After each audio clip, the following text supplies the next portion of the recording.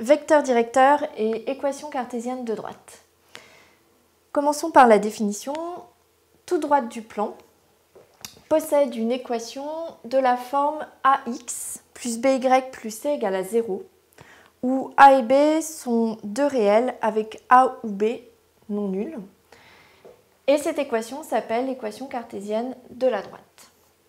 Réciproquement, l'ensemble des points M de coordonnées x, y, tel qu'on ait une égalité de ce type, AX plus BY plus C égale à 0, toujours avec A ou B non nuls, eh bien cet ensemble de points est une droite.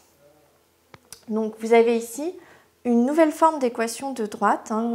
Vous avez vu au collège, puis en seconde, les équations réduites, y égale mx plus p. Ici, on change de type d'écriture, on bascule tout dans un premier membre et on a un second membre qui vaut 0.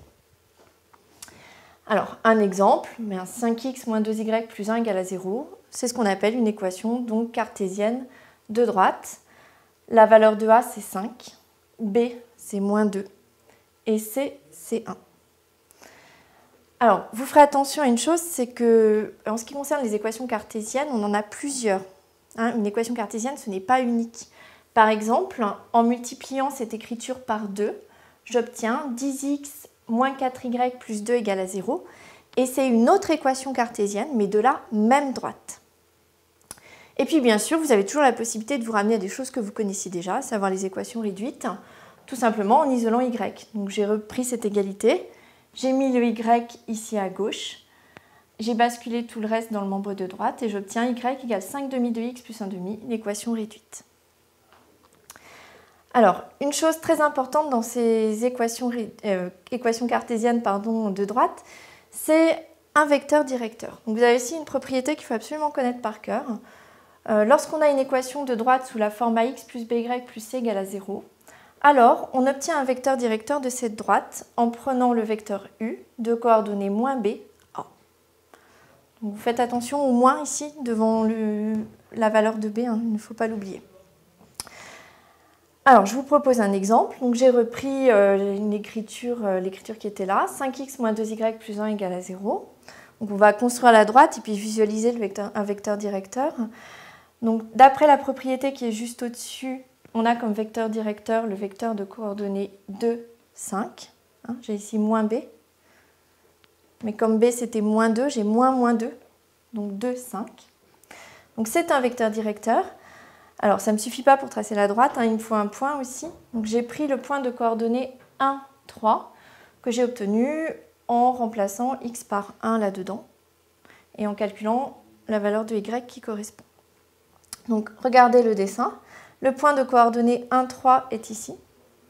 Et à partir de ce point, j'ai construit le vecteur de coordonnées 2, 5. Donc 2 en abscisse, je me décale de 2 unités vers la droite.